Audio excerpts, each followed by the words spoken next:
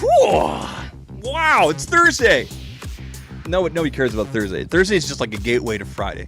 Welcome everybody to the Thursday show, the conversation with a creator. And I have been looking forward to this because not only do we have a creator on board, but we have a creator of an awesome new piece of social media. And I can't wait to talk to her.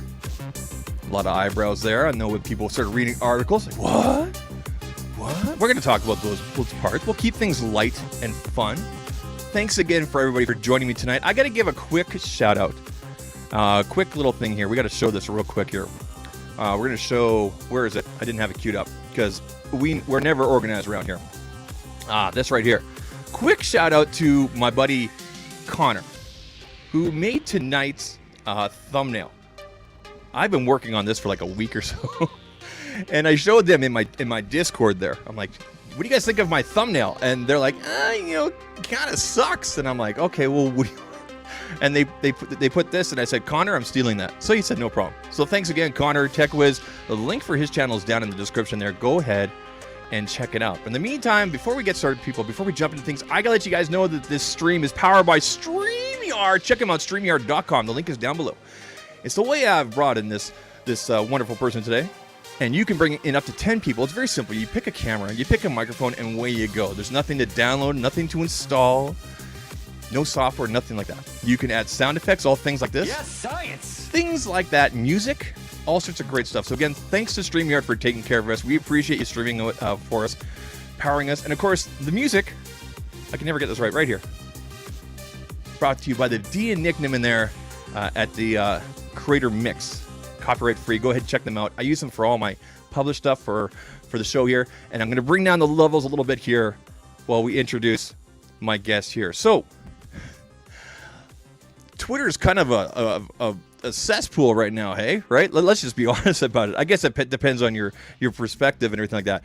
And with that, a lot of people have been looking for alternatives and whatnot. The interesting thing about tonight's guest is that this social media app basically launched back in 2019, and basically has had a lot of little spurts and a lot of little, huge growth and everything like that. And I would say probably some of their biggest growth as of, mid-November this year.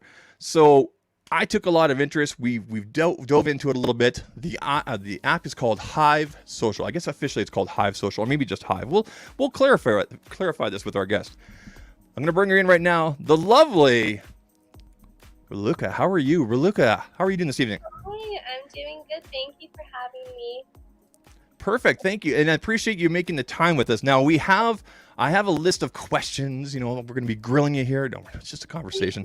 I have things I want to ask you. Whatnot. Now, we're going to ice break this right now. You have a dog, and his name is Thor. Can you hear me right now? He probably can. I think that's why he keeps coming over. Yeah, I have a husky named Thor. He's about 2 years old. Okay, I have a cat named Loki. I told you about this before, so this is really good. We got the Norse gods going on here in the background. This is awesome. Loki never shows up for the show though, but everybody knows who Loki is because I post him all over that bird app. And I've been posting pictures of him on Hive, obviously, and everything like that. So there's our little icebreaker there. Like I said, thank you for joining us. Now, little house cleaning here. I've told my moderators that, listen, if you're bad, if you're even doing a little bit of bad stuff in the chat, you're gone. So we're not going to put up with any of that stuff tonight. If you have questions, if you have comments, please put them in the chat. Be respectful. Otherwise, you're gone. Don Coven's sitting by there with the band hammer. So is Connor Reagan, and we also got Genos is in the house. Quick shout out to Dennis Carlson as well. Bob Grimes. All my regular lurkers. Anybody that's come over from Hive, thanks again for showing up. I did not expect you guys to retweet. I don't want to talk about Twitter a lot, but it is a big part of the conversation. But I do appreciate you guys getting the word out there for me tonight. Oh, no problem. I had seen that you posted on Twitter, and I thought, I went back and forth a little bit. I was like, should I retweet it? Will some trolls come in, or should I not? I was like, you know what? I mean, you're taking the time out of your day to interview me and talk about the platform and everything, and I wanted as many eyes, to be on it, as possible. So I thought, just retweeting it there and then also reposting it on Hive, I thought would get it a lot of eyes. So I'm excited for everyone to be joining. The irony of of promoting and talking about a social media app through another social media app. There's something delicious about that. I mean, I know for myself personally, like I heard about Instagram through Facebook. I heard about Twitter through Facebook. I heard about Facebook through MySpace. That's how old I am. That's how old I am, and whatnot. So I guess let's put that let's bring that in. Let's kind of transition to our first question here and whatnot in terms of social media and whatnot, and your growth and what's happened here. Now, I've read plenty of articles about you and from TechCrunch there, from CNET, etc., Teen Vogue and whatnot. You started Hive in 2019. Why did you do that? So I'm not sure how many people know this. I've told a couple people, but I don't know how many articles it made it into. I actually was thinking about Hive back when I was in high school. So that would have been from 2015 to 2016. Oh, wow. I had taken an interest in computer programming, but I never actually took the step to learn it. It was just kind of always something in my head there, and I had noticed kind of the downward trend that social media was on. If I sound a little funky, it's because I'm sick. It's all good. It's all good. I noticed the downward trend that social media was on. A lot of people's comments or requests for specific updates or features, it kind of quickly dwindled into negative comments and people searching for alternatives, myself included. Just unhappy with the amount of ads on there, or really super complicated algorithm, deplatforming creators or shadow banning them. And so I've always kind of thought, oh, I wish this app had this, or I wish it had that. And then finally in 2019, so 3 to 4 years later, I was like, you know what? I might as well try my hand at making my own social media app. Since, clearly, one, people aren't getting the features that they're asking for, and two, I'm not really seeing the change that's I want to see out there. And, even the layout, the UI, it just seemed really outdated. So one thing I wanted with Hive, in addition to having really fun features, was also a really fun layout. Yeah. With the music or the color themes and the zodiac signs. So that's how it started in 2019. I think it was June 2018. Okay. Yeah. One of the first things I noticed as soon as I made my Hive account is pick a color, and I'm into like the hot pinks and the purples and everything. I'm all over this. And I noticed you have like 3 different shades of pink, and I think you said you based off of Nicki Minaj. Is that true? Is that there's some sort of connection there? Yeah, I'm a huge Nicki fan. I actually have her perfume, but I named one of the. Wait, she has a perfume? Yes, and it's her. Oh, okay. Like her silhouette, and then it's her face is like the cap, and she has this pink wig on, or the pink hair. Okay. So one of her albums was titled Pink Print, and I fell in love with that album. So I was like, I really want to name one of these like in honor of her, because she was a big inspiration for me. Now, does Nicki have an account on Hive yet? No. I know of. But I mean, I hope she gets on there. Maybe once she releases her 5th album that I know all of us Barbs are waiting for. So maybe she can promote for it. Now, in terms of like of accounts and whatnot, let's be honest here. When it comes to a lot of social media, when it comes a lot of draw usually comes from celebrity, political. It could be political figures, whatnot. In my niche, in the tech niche, the one big one I saw, and you guys fixed up her account, was iJustine. I saw that you guys did that for her. Yes, it was a little wild to have her join. I mean, so many different names and celebrities were joining, but to see her join it was super huge, because it's like I watched her. I used to watch her, so to have her join and be like, "Hey guys, I need help getting my hand," I was like, "Oh my god! Like, of course we'll free this up for you." So I'm really glad that she joined the platform and seems to be liking it. Yeah, see, I saw her, and it was around, I think around mid-November. I want to say November 25th or something like that, when like there was like this influx and all these articles, and that's basically when I heard about Hive, and it was, I believe, Aaron Greenberg. I saw a retweet from him from Xbox there, and I'm like, okay, Yeah, if Aaron's checking this out, I'm gonna go check this out too. Oh yeah, we've got Aaron on Yeah. there. I was reached out to by a couple people from Microsoft, and I know we also have Major Nelson on there as well. Oh, okay. So it was really awesome to see them all joining, especially I'm into gaming as well. Like I don't stream or anything, but you can see my Xbox back there. My Love PS it. used to be dusted off, but I loved playing either Call of Duty, like with my dad or my brothers, or Destiny, which was another big community that came in. I Um, noticed that when I was doing my research, a big Destiny community just kind of swamped right in there, right? they were like the Hive, which is Yeah. the little minions, I guess, in Destiny. So Yeah. it's just really awesome to see so many different communities coming in, especially ones that I was a part of. And it's like, wow, like we're going full circle now. Have you noticed? Have you noticed that it's usually in like clusters of niches that are joining like every few months, every few weeks, or is it demographics of like certain age ranges? What are you seeing on your analytics there basically in terms of like when people are joining?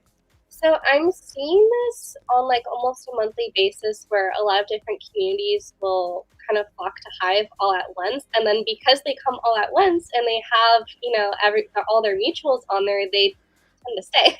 Yeah. And they build and expand the community on Hive. So that's what I've been seeing in terms of the analytics. There's a pretty healthy ratio in terms of how many women use it, how many men, or non-binary, whether they use it. The age ranges are mainly Gen Z, Okay. but it goes Gen Z and millennials. Then we have like a little group of like the older generation. I'm Gen X. I'm one of the old guys. So I think I'm almost twice as old as you. I was looking up this. I was looking at the information on yourself and whatnot. You're in your early 20s. Am I correct? I'm 24, yeah. So Yeah. I'm So gonna just hit that time mark. I'm a little bit less than double your age. We won't talk about that. You're only as old as you feel. My wife says I'm 12 all the time, and I'll take it, right? So whatever, it's all good. Question. That I might as well be a 15-year-old Yeah, at heart. there you go. Question from Tyler Cook. He has a good question here. It was actually in the list here. Speaking of Nikki M, will users one day be given special identification like a blue check mark on Twitter if they're a popular influencer or have a certain amount of followers, etc.? Is that something you guys are looking at doing? Yes, we are going to look into giving not just the check marks, but also like tiered check marks. So the average user will be able to verify their own identity and have a check mark. And then I think for celebrities, brands, influencers, they'll just have a different color check mark. Okay, so you're gonna go with the different colors and whatnot. Okay, perfect. That definitely makes a lot of sense. I guess my follow up on that would be actually right here would be with Connors. There kind of a follow up in terms of what we're talking about before. What are you finding is like the biggest niche on there? Now, for myself, when I go into the Discover area there, and I'm going to show it here on the screen here in a second, I'm finding I'm definitely getting fed. The tech stuff because that's what I look up and everything like that. But I always see things like obviously the trending is there, and news and whatnot. So if I go into tech, for example, there's tech and then there's hashtag tech. So I'm not sure what the difference is there. But what niches are you finding are kind of like filling up the fastest? I'm finding travel, beauty, and gaming. Travel, beauty. Gaming is really huge. Beauty is, especially with new trends that are out there. And then traveling, I think as people are going into spring and summer, that will grow even more. Okay. So that's what I've been noticing. Okay.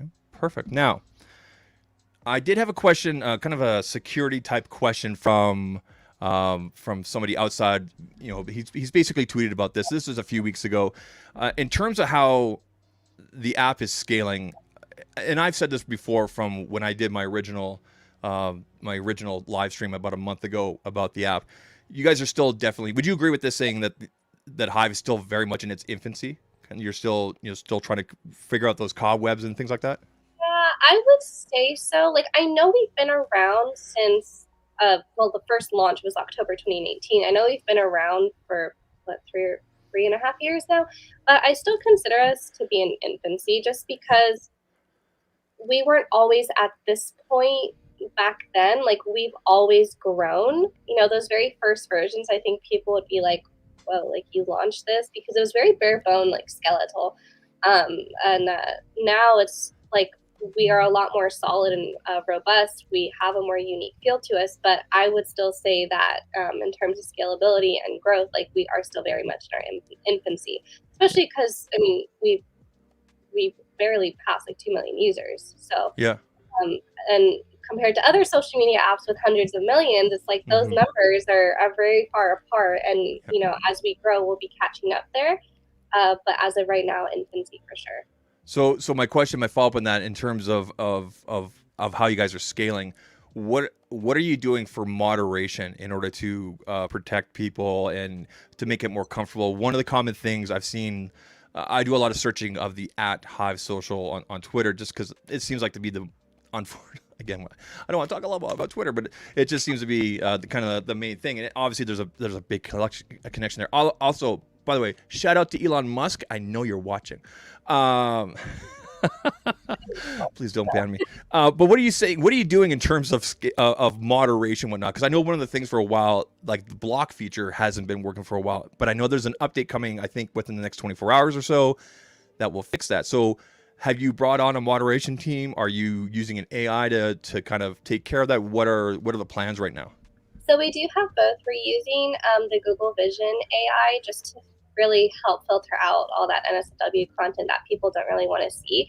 It doesn't catch absolutely everything, but I think compared to where Hive was at least a couple weeks ago, where you open it and like that's all that you saw, it is significantly less. Yeah. And then to help catch the things that the AI doesn't, I have we had like the OG, we call them the OG Hive community that was there from I think almost the very beginning, that have stuck around through every single update and every single version of Hive, from the layout to the different bugs. And it's just people that we really trust and know that, you know, they really support us. So we have a handful of people that have moderation tools, myself included, where it's literally as easy. I could probably show you right now. We have built-in moderation tools on the app. Okay. So I can go to someone's post or someone's profile, and then I can either tag their post as NSFW, I could delete their post, or I could just full on ban the user. And when you ban the user, you know, it has your that user's email address, the birthday, all their account information, including their IP address. So then they're not able to either make future accounts or spam accounts. I know bots were an issue, so that's also part of why we implemented the IP address tracking. And then, we also, if someone's posting inappropriate content with minors, so CP, and exploitation, we do link it to the Department of Justice website, where you can make a report there as well. Good. I've personally seen a big change when you guys. I think you did announce on it was. I think you did announce it on the Hive app there, in terms of the AI and whatnot. I did notice a big change, because I'll tell you, about 2.5 weeks ago, my wife was like, "Oh, how's that Hive app working?" I'm like, "Oh, here, take a look." She grabbed my phone, and she's like, "Here, take your phone back." And I'm exaggerating, kind of. And then my kids were like, "What's going on?" Nothing. But anyway, I'm glad to see you guys are getting that under control and everything like that, and that those steps are being put in. You guys are basically just taking a zero tolerance, and you know, things are allowed, but just make sure you're basically tagging it, obviously. Yeah, if you tag it properly, there's no issue. I think the issue is when it's improperly tagged or not at all. And then, you know, we have minors on the app. They don't need to be seeing that content. And it's my responsibility as the founder creator, and then the moderation team's responsibility as well, to remove that content when we see it or when we get the report. We have a good question here from Don Coven. How do you he's one of our channel members. Shout out to our channel members, by the way. All right. Appreciate you guys. How do you plan to monetize Hive as it continues to grow? Like you mentioned ads being one of the things you didn't like about other apps. So where's that middle ground that you feel, or what is the plan? Can you give us a little insight? Yeah. So with the ads that I didn't like about the other apps, it just felt like anytime you scrolled on the home feed, instead of seeing posts from a ghost must have opened my door. I'm sorry. No, it was Thor. We were watching him. Okay. Sorry. With every time you scrolled on your home feed, instead of seeing posts from either people you follow or like friends and family, you would just be bombarded with ads like every 3 posts, and it would just be very frustrating because your whole home feed was just oversaturated with it, and you weren't actually getting content anymore. It felt like you were just looking at ads all the time. So it's not that I don't necessarily like them or wouldn't use them as a revenue stream. It's just I think there's a certain way to implement it without being so invasive on the user experience. Before I think someone called it the great downtime for Hive. We did have ads on there, but it was once every, I think, 7 posts, and then it looked like a post, so it wasn't invasive at all. You weren't bothered by it when scrolling or even on the Discover feed. So we never had any complaints about that. So I think that's how we'll continue to do the ad work. And then, of course, working with brands. I know we're onboarding a couple big ones next week that I can't really say. But that's awesome. Yeah. Good for you guys. Good for you. You'll probably see them in like the banner space just because that's where all eyes are whenever people go onto the Discover tab. And then one of the monetization models aside from the ads and the music, because music also costs some money for the song slot. I'm looking forward to the Spotify integration. I'm looking forward to that. We are too. I know it was working on only Apple previously, but I'm excited to bring that experience to Android users as well. An additional feature for revenue would actually be one of the for creators. It'll be like an incentive for them. So I know TikTok specifically, sorry TikTok, I have to throw you under the bus here, isn't the greatest when it comes to you getting a bunch of views and then converting that into actual cash that you can withdraw. I've heard about that. Yeah. So I think we'll be looking into that and monetizing for those creators, and I think taking a standard 15 to 20% of all the cash flow that would go out would make sense. I think other apps have it to 20 to 30%. So I used to be a micro influencer, so I don't want to take a lot from them because that's a full-time job, but I also recognize like it is a revenue stream, so I think 15% would be pretty comfortable for us there. And then also having there's in-app purchases, like a little like a Hive shop in there. Maybe you could get custom themes or stickers or just unique experiences that you can buy on there that you can't really create, or that would be exclusive to you if you bought it. So I think those are some ideas that we're playing around with, but those features probably won't be released until they're perfect. I'm pretty obsessed, I think, with trying to get it perfect, and then when I hear people reporting bugs, I'm like, it's not perfect. So, we'll be taking our time with those features for sure. I'll say this: there was a question up here, and someone was asking about the iOS versus Android. When I originally downloaded, so I have Hive on my Pixel 7 Pro. Ironically enough, this camera right here is actually my iPhone. I have it over here. Now I can tell you right now that they both feel the same, but there was a time about a month ago or so that it felt like the iOS was more polished. So I don't. Is it fair for me to say that you guys are updating both systems kind of equally? Is that fair? Oh yeah, whenever if you look at the version history on both the App Store and Google Play Store, they're normally updated within 24 hours of each other. It's just we can't control when the submission is approved. So that's why you might. So in other words, like iOS is not getting more attention than Android is what we're saying. No. That's not a thing. Okay. They're equal now. Okay, perfect. Now, you talked about this. It's funny that you called it this because I actually labeled this in my notes as the great downtime. And it's kind of funny how this happened because this is how you and I got connected.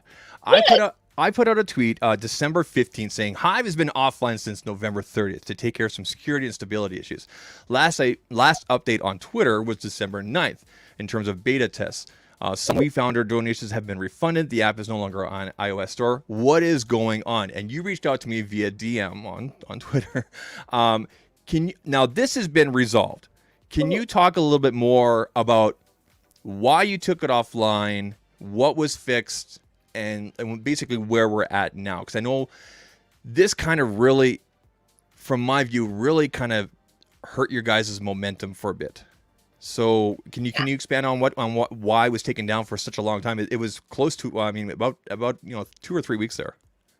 Yeah, so this actually goes back to the security company. I'm not sure if I'm pronouncing it correctly. Zerforschung is Yeah. a German company. They're made up, I believe, of a team of volunteers that are they do hacktivism.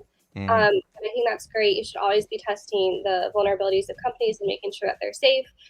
So on November 27th, I had actually gotten a call from a German number at night.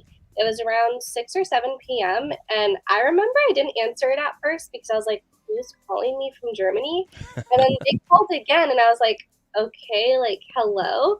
And then that was when I had spoken with one of the team members and they said, hey, we uh, tested out the app and we sent you a report on several vulnerabilities that we had found, or we emailed it to you.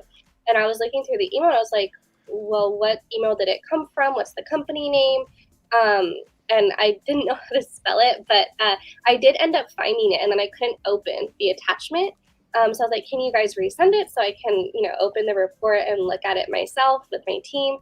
So they did resend it. Mm-hmm. And then on November 28th, so I had read it that night, but actually getting together with my team, it didn't happen until the next day. So that was on the 28th. We were going through the report together, and then we had to know the scope of what was going on before taking any actual action. I know there were some comments like, oh, why didn't you take it offline immediately? You just left all the vulnerabilities there. And it's like, I understand that, but at the same time, I'm not going to shut something down if there's I don't even know what they're saying is true or to the extent of what is true and what's not. Mm-hmm. So my team and I, we reviewed the report and the code base, and we were starting to work on it, like one by one on the list of what they had told us. Mm-hmm. And we gave them a time frame. We're like, okay, originally, we think it'll be like 2 to 3 days. And then we did communicate with them later on because we were going back and forth. They had my phone number, so I was texting them, Yeah. going back and forth that, this will actually take a little bit longer. And originally, they were not going to publish their findings or the report until everything was fixed. If you look at like companies that they did before, and even like the team member told me, they're like, we don't typically publish them without the vulnerabilities being fixed, because then it goes out to everyone and everyone knows they exist. So I was still in contact with them. I gave them the timeline, and then they even added into their article that they had posted that there was a miscommunication with me, and that's why they had posted it on the 30th. Okay. So this was like 3 days, 72-hour turnaround time. So it all happened very fast. And as soon as I saw them post it, I was like, what the F? Like we talked about this. I gave you the timeline. Like, what communication was not understood? Yeah. So I had actually gotten on a call with the same team member I'd spoken with. And then my developer had jumped on the call too. And they were like, we just felt like you guys weren't working on it fast enough. And I told them, I was like, we, at that time, we were still a team of 3 people. And to go through several vulnerabilities and to review the code base, it's not as simple as trying to find like 10 lines in the code. There are millions of lines of code in this code base, and looking at the architecture and how everything is set up in Firestore. So no, it's not that simple. And I kind of wish the same grace would have been extended to us as they did to other companies. But it just, unfortunately, whatever miscommunication there was or however they felt about it, they just decided to post it. And I shut it down because at that point, it wasn't just like, oh, people are commenting negatively because there's vulnerabilities. Like every company has those. Every company comes back from them. Yeah. What bothered me was, okay, you not only announced it, you announced it to every hacker out there who doesn't do hacktivism, who are not white hat hackers. They are going to exploit those vulnerabilities that you just detailed how to do. Like they existed there. That was our fault. And we take full responsibility and accountability for that. But you just told everyone how to do it. And so now it's like, okay, we're really hot up, we're trending, we beat out the World Cup for #1 trending. All eyes are on us, Pretty and now crazy. all eyes are on the security vulnerabilities too, Yeah. because you guys didn't check with me or want to clear up the miscommunication, whatever that there was. So Yeah. I shut it down because that was just free info out there for everyone now on Yeah. how to exploit the vulnerabilities. Thankfully, nothing was breached because we shut it all down immediately. And then from then on, we're like, okay, since it's shut down anyway, let's not, sorry, let's not, try to rush anything or do too fast of a turnaround, because then people will also have negative stuff to say about that. Like, oh, Yeah. how'd you fix it so fast? Probably not. Um, we went through each section of the app, even parts that they didn't report to us, and we found our own stuff through our own review, because I had actually gotten a new developer Yeah. right before the big the blow up in November, Yeah. and his background, he worked on a lot of different healthcare systems, Okay. securing them specifically. So I felt very comfortable working with him, and the way that he was speaking about the security issues and how to fix them, I felt very comfortable. We did our own testing on it, and one thing Zerforshun did tell me, um, before the article was published, I had not spoken to that. Well, sorry, after it was published, we spoken once, and that was on the call with our dev. I had asked him, I was like, you guys kind of threw a bomb and then like ran away. Are you guys going to address this and say like, oh, the vulnerabilities were fixed? And And did they they? said that they would, but they haven't. Not that I've seen. So that was another thing. I haven't seen any posts from them. Maybe they've tweeted since then. I have no idea, but they did say that they were going to go back and retest those vulnerabilities and Yeah. confirm that they were fixed for people, Yeah. but they never did that. So I don't know if they intend to. I know it was the holidays, so I'm trying to, just give like the benefit of the doubt. Yeah. But it would just kind of suck if they never. I have to applaud you and your team for just saying, you know what, let's just pull it, protect our user base. And from what I saw, a lot of the feedback and whatnot, it looks like the majority of people were like, yeah, that's the right thing to do, rather than kind of burying your head in the sand. I'm disappointed because I knew you were going to say that, they haven't got back to you, because I literally have not seen any follow-up articles. But let's be realistic here. That doesn't sell the clicks, right? It's oh my God, privacy breach, da da da. Like those are headlines, right? It's really funny because at the end of their article, I say funny very sarcastically, by the way, they had recommended using Mastodon. And I thought it was very interesting because they hadn't done an article, with the security analysis of Mastodon. They just recommended it. So I was just kind of thinking, well, if you're going to recommend something, wouldn't you have security tested that too? And then some of our users, they went down a deeper rabbit hole, and they were like, oh, the whole team uses Mastodon. Like, no wonder they trash talked Hive, and then they're promoting that, and they're not going back now and to say it's fixed. I read a few things about that as well. It was okay, very interesting. It was definitely that. Yeah, it was that toxic side, which what you're trying to, of social media, what you're trying to, stand up against and, separate yourself with Hive with, I guess is a fair thing to say. So with that downtime and whatnot, now that, things are rolling again, looks like we have weekly updates happening. Are you working on any sort of promotions or anything like that with outside of Hive, just to kind of gain that momentum again? So again, we see the occasional tweet here and there. Obviously, we know why you're being careful about how much you're putting on there, because 1 week on Twitter you can put links, and the next week you can't put links, and then whatever it is. But for example, you had a big push back in April. I think it was April last year, when a couple TikTokers did some TikToks. Yeah. So we've seen that. Are you working with anything on that side in terms of celebrities or big names or whatnot, in order to kind of get the word back out there that, hey, we're running again? We'll be aside from influencers on TikTok. I tell everyone that was the best $50 I ever spent, because I had been trying to get the word out there about Hive. It was an update that I felt really happy about, and I just thought, okay, if I have this big moment now, the app is in a place where I think people would stay.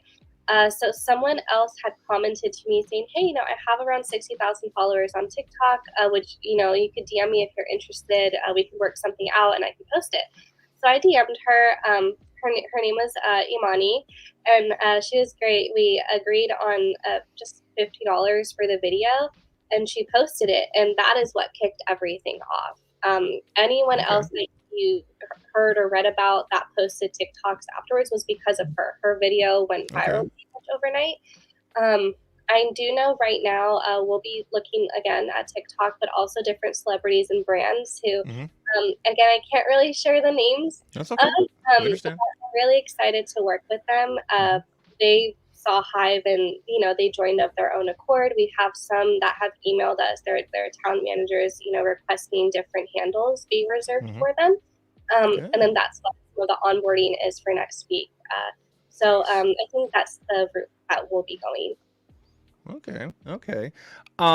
In terms of, I know we're 5 days into the year, but are there a set? I mean, I'm sure you have a whiteboard or something digital going on in terms of goals for and bugs and this and that. But are there any like a top 3 type of goals that you want to get Hive to by the end of this year or by the end of the quarter or anything like that? Like what can you tell us about that in terms of goals for the app right now? So I know one of the goals is to hit 10 million users by June. I think that's pretty realistic, especially with the weekly updates that we have coming out. I will say by the end of January, the app will be pretty much back to normal, like how it was before the great downtime. The asks, polls, music, the DMs, those will all be back, and then we can focus on additional features. Like live streaming, for example. I can give out that. It's not a secret. I know some people on Hive have talked about it, and they wanted to call it Hive streaming, which I thought was kind of cute. I love reading people's puns about Hive. I like that. It's got a real buzz about it. I'm sorry. Yeah, no, it's okay. I mean, that's what it is called. Hive Social is buzzing, Yeah. I as a dad, I appreciate the bad puns and the bad, and you know what I mean, right? So. So I think the 10 million users, the features on there specifically for creators, and then just the brands that I would like to work with. I know Microsoft is one of them. Shout out to them because I saw a lot of them. A lot of the higher ups joining on Hive, and I've seen Aaron. He's been posting about it. Yep. So I would just really love to work with them one day, especially because Xbox, I love all the gaming on there. So I think doing something, maybe collabing with their gaming department would be really fun. That would be cool. Yeah. So that's something I would love to do. Okay. I think it's pronounced Dino here. Dino Edwards has a question. How do you find the motivation to build something? What kept you going? And when did you realize you were onto something? And that kind of goes into my what I want to ask you about here in terms of the toxic nature and the challenges you have faced, particularly as a woman. Because I've gone through your TikTok, I've gone through the posts, and I've seen your Twitter's closed off, but I've seen like the posts and everything. It's very apparent that you're just like, you know what, I don't care, right? And here we go, right? You've got that going across the banner for everybody to see. No F's given, right? Like, I think we're far enough in the stream that we can probably swear about a little bit, but we're not going to yet. But I mean, what the fuck, right? So anyway, so going back to Dina's question there, like, where do you find that motivation, and how are you overcoming, the toxicity that's just seems to be naturally out there as a woman programmer, and building the app and just getting up every day? I think one, I just laugh at a lot of things that people say. I can kind of turn anything into a joke, like I know if you saw my TikTok, you probably saw the one where I was like, "Oh, I'm real. I'm not an AI." I saw that. I'm like, how can anybody think she's an AI? Yeah, it was weird. I was an AI, or some people thought I was from Russia, or some people thought I was a guy in China making Hive and like trying to deceive everyone. So I definitely have a sense of humor for everything. So I'll make jokes a lot, and I know when to be serious, but like I think that's what gets me through it, is trying not to take it too seriously and always see like, okay, if people are saying these types of things about me, I must be doing something right. Otherwise, you wouldn't be talking about me. But also, I think the motivation for, either building Hive or like anything else is I'm obsessed with it. And I mean that to like the full length of the term, everything that it encompasses, because when I first started it, my dad had to remind me to sleep or to eat, or he would come and bring me food because I would literally be at the same computer that I'm at right now, and I'd be coding from my schedule was I'd get up at 6 a.m. for work, and then I would get home by 3:30 p.m. And then from 4 p.m. to like 4 a.m. I would be coding every single day for that entire summer because I didn't have school. I wasn't taking summer classes. I was just fully dedicated onto Hive. It was just like close the door, lock myself in here, and just Yeah. and because it's so mentally challenging and stimulating, like I didn't just sit down and start coding. I was learning at the same time, and Yeah. then I was doing it. So I would learn how to make. I learned how to make a text box, and then Yeah. I went on into Xcode and I made it. And I remember taking a picture and sending it to my sister-in-law, and being like, "Look at what I made! It's a text box. Like you can't do anything or type in it, but it's there. It But it's exists." there. I did that. Yeah. Yeah. So I think just being humorous with everything and being obsessed with what you're making will get you really far. I didn't have any computer science classes that I took either in high school or in college. Yeah. It was just pure obsession with So you wanting. never played Oregon Trail. You're like, what's that? No. The old people in the chat are like, "What? Oh, we know that one." Anyway, that's good. I'm glad that you have the motivation. I have sort of the same thing when it comes to when I'm editing. Like I got down. It was funny. You messaged me at like 8 o'clock. Admittedly, I was not up yet, but that's okay. But as soon as I got downstairs, I got your message. And next thing I knew, it was 2 o'clock in the afternoon. Clearly after I'd sent you the information, the links and everything like that. But there are times where my wife comes in here and she's like, "You've been editing for like 5 hours," and because that's what I do during the day, as I edit other creators' videos and publishing and whatnot, and I also do some voiceover work and whatnot. And next, I'll sit down here at both my streaming station and my workstation here. And next thing I know, 5 hours gone by, and I forgot to go to the washroom, and I haven't touched my water or anything like that. So I know exactly what you mean there when you kind of get involved there and you just kind of just envelop yourself. Yeah, and then no one else around you either knows what's going on or they're like, "Are you okay? Like, Yeah. you haven't eaten or drink anything." It's like, I'm literally fine. Just leave me alone. Close the door. Like, I know what I'm doing, and I'll come out when I'm ready, which is like days later. So Exactly. that's the motivational part went for me personally. And you're literally just using just a regular iMac. Way we go, right? Like, No, I don't have anything fancy.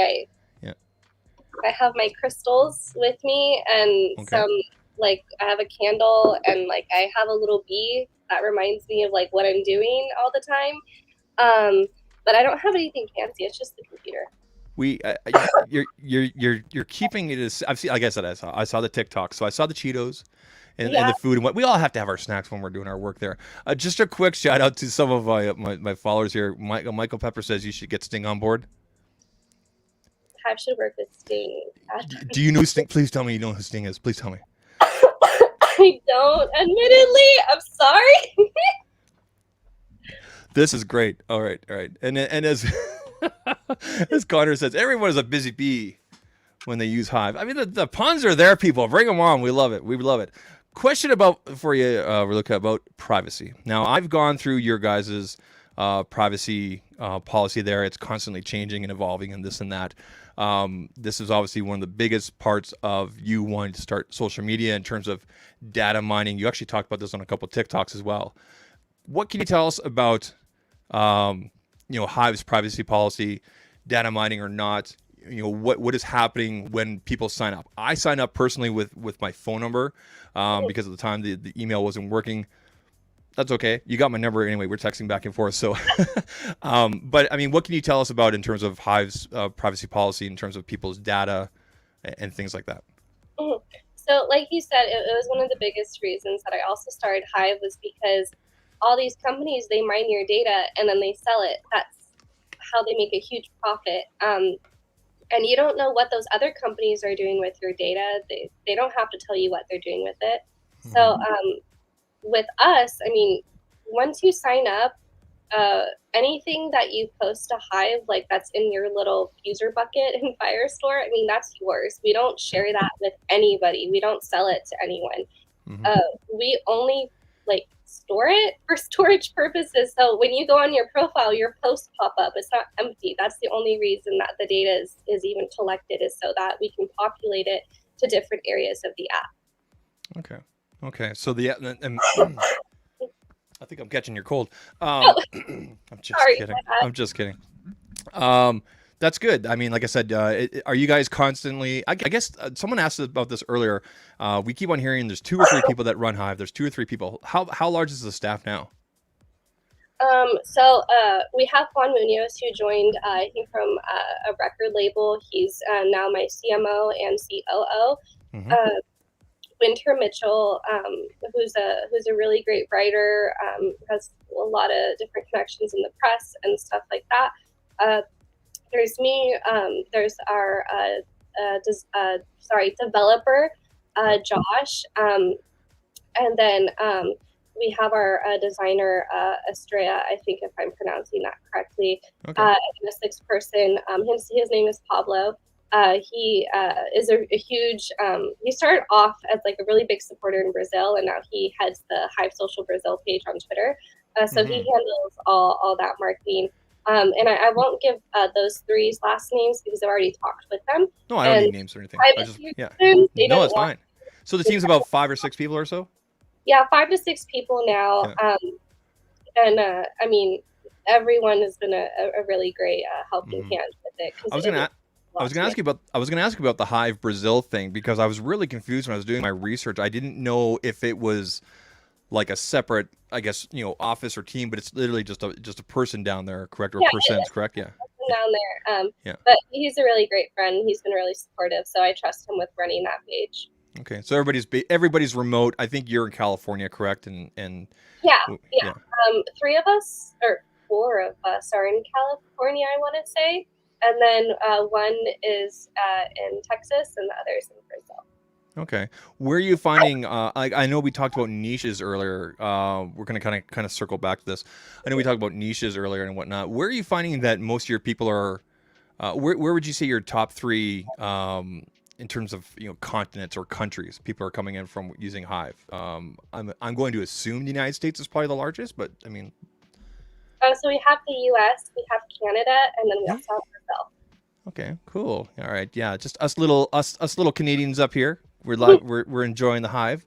Actually, I'm straight. If you look at California and you go straight north, I'm up in Calgary there, if you know where it is. And no, it's not near Toronto. Toronto's over way east, whatever, and plus Toronto smells. But anyway, I've kind of gone through everything here. You've asked a lot of you've answered a lot of great questions. I want to thank you for being really transparent, as I said before, in terms of what we talked about tonight, and in terms of you guys posting on Twitter, and here's the updates, and here's what's happening, and basically just relaying the information when you have to. Now, for fans of Hive that may watch the replay or in the chat right now, what can they do to help grow the app besides using the app? What can they do to help you? Because I know people are really latching onto this and they want to see more discoverability. They want to see more in the trending. They want to see more notifications come through. I can tell you, I get really excited when I see so and so is following you, so and so liked your post, so and so has reposted it and whatnot. What can fans of Hive do to help you get to your goals, to help the Hive team get to their goals? I think just word of mouth. That's how we've been continuing to grow.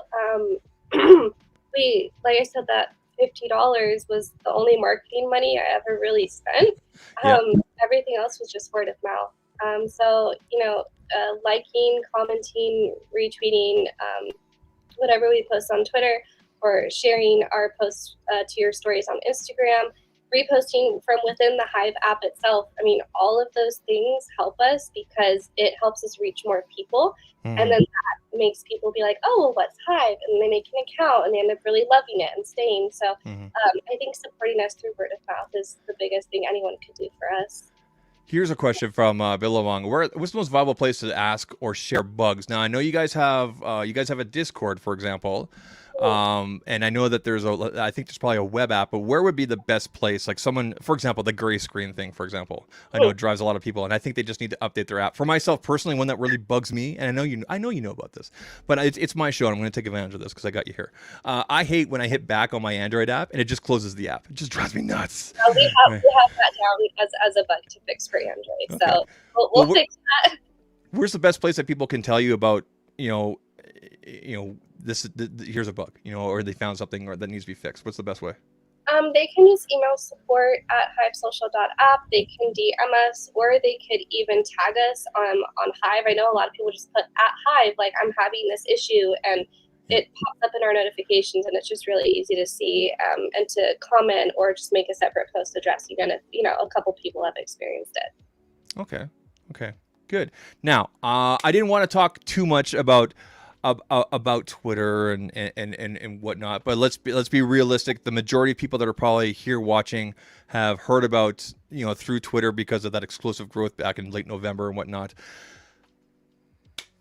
Is there anything that the Musk is doing over there that you're like, okay, that's cool, or is there, or is it just, is that kind of like the furthest from your mind right now in terms of what you're working on and things like that? I always tell people I'm aware of what others are doing, not just Musk, but other social media app owners, but I am not concerned about it because I know what we have coming planned for Hive. So I do keep tabs, I guess you could say, on what other people are doing, but it doesn't necessarily concern or worry me. Is it like, I guess the follow-up to that is it a competition for you? Because I don't think it is. You want to build something from the ground up and it to be yours and basically solve the issues that are happening on other apps, not just, with Twitter. It could be something that you don't like with Instagram, Facebook, or whatever, and whatnot. Is that where some of the motivation comes from? Is just, I know what they're doing, but it's not a competition? Or is it a competition for you?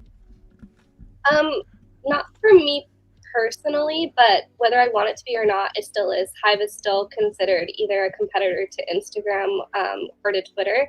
And I just don't, because I don't see it that way, I'm just not worried about it. That's the best I could describe it. Everyone will run their social media app the way that they want to.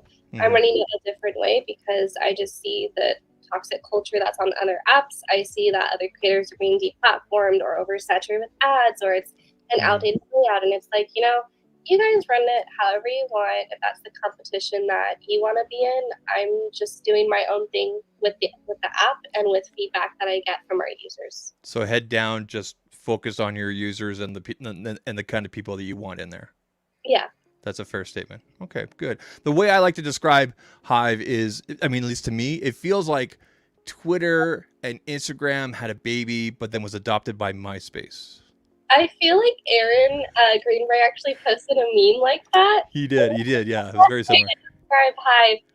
And yeah, I would agree. I'm not trying to reinvent the wheel here. I'm just trying to put social media out there in a different way than it has been done before, and kind of blending all those elements together in a way that's really favorable for people. Perfect. Connor has a good question here, and actually, I know that like YouTube and the YouTube community posts have this now. Can we have the ability down the road to add pictures and polls in the same post? So, for example, like now on the Bird app, if you put a poll, you can't put anything else. You have to like basically attach your images on a follow-up post where people have to see it. Is this something you guys are looking at? I know this is like super like niche down kind of question and whatnot, but is this kind of on the roadway there in terms of what you guys are bringing for features and whatnot, something like that? Yeah. It is. Okay. I think with every feature that we want, we just need to make sure it's a user-friendly design and that it's appealing to the eye. We try to make Hive pretty aesthetically pleasing. So those features will be coming. Okay. Now, we're going to round things out here. I told you, Max, an hour. We're almost there. We're gonna the totally random question, just kind of again continue to break that ice and whatnot. What are you watching right now? I know that you're spending your days programming, but like when you have that little bit of downtime, what are you streaming? Like, what are you watching? Is there a series? Is there something you're into right now? Like, what is it? So I really loved. I finished the Wednesday series. I knew you were gonna say that. I still haven't watched it. I love her personality and how she cares for everyone around her, like secretly, deep down. I recently started watching Yellowstone, but admittedly I keep falling asleep during episodes. Like I'll turn it on at night, and I love to sleep with the TV on. I'll turn it on and then I'll just end up falling asleep. I'll rewatch Vampire Diaries. That's like a guilty pleasure show. Team Damon all the way. But those are the shows that I kind of have on my rotation right now. Okay. Okay. And you said you play Call of Duty, correct? Yeah, I do. Call of Duty and Destiny, but I'm a bigger Destiny fan. So Okay, I'm gonna have to read down. I have a PlayStation 5, no Xbox here, but and by the way, Aaron, if you're watching, I'll take an Xbox. But I guess I'll have to re-download that. We'll have to swap our tags here, and I mean, you'll probably kick my ass because I mostly play Fortnite because my kids play Fortnite. So yeah, those are my two. That's my go-to right now is the Fortnite. okay, So, yeah, I just like Destiny because I love the fusion rifles on there, and it's just a very fun like supernatural ability type thing. Call of Duty is obviously so much more realistic. very Halo-ish for like the callbacks and everything like that. Obviously, right? So perfect. Yeah. Well, Raluca, again, thank you for your time. I really appreciate it. Some really great questions from the chat here. This will stay up as a VOD so people can watch. I am not going to put chapters in for every individual question, but maybe for certain highlights and whatnot so people can come back and watch. It is searchable there on YouTube and whatnot. Again, I appreciate your time and the energy you're putting into this. I'm looking forward to the changes. As I've said before, people really need to I think they really need to kind of like temper their expectations and realize it's a relatively small team, but they're working 24/7. I really love. I think this week will be the third or fourth week in a row that you guys have had an update now for all the apps. So I'm looking forward to that. I'm always checking every Thursday or Friday, Friday morning kind of thing. Is there an update for the Hive and whatnot and everything like that? So and updating and whatnot. If you guys haven't created a Hive account, get on it. Flood those servers and crash it. No, don't crash it. Oh, please. Someone uploaded the B movie. Is that right? Did I see that in your TikTok? Yeah. Well, and crash your server. They updated. They uploaded the B script. The entire B script. Oh my god. So yeah, that had a part to do with our servers crashing. That's a terrific irony. That's funny. Like that's kind of. I mean, I don't know. At the time, you're probably like, "What?" But I mean, it's kind of funny now, isn't it? A little bit funny. Oh, and it's funny now when I look at it. We were just asking something on Twitter and like, "Oh, I crashed the server." I was like, that's interesting. How'd you crash it? Oh, jeez. Yeah, they had posted the entire B movie script. Anything else you want to add or let people know about Hive Social? I guess just that we're having weekly updates continuously, and you can always reach out to either the support email, the Hive account on Twitter, or the Hive account on Hive if you have suggestions or concerns, because I check it pretty frequently, and I'll always be trying to answer as many people as I can. So we're pretty transparent about everything, and thank you all for your support. It really means a lot to us. Beautiful, beautiful. I'm going to run the outro credits here. Again, thank you to everybody that showed up. Thank you, Raluca, for your time. Raluca, if you want to hang around after and break things down, you can. Otherwise, you can take off during these outro credits. Everybody, the next stream should be on Sunday, I guess. I don't know. And then we'll get another creator in here on Thursday and whatnot. And if you're not paying attention to Zach Talks Pixel, do it, because I'm doing stuff over there. It's been fun. Anyway, you guys all have a good night. Appreciate your time, Raluca. Everybody, take care. Cheers.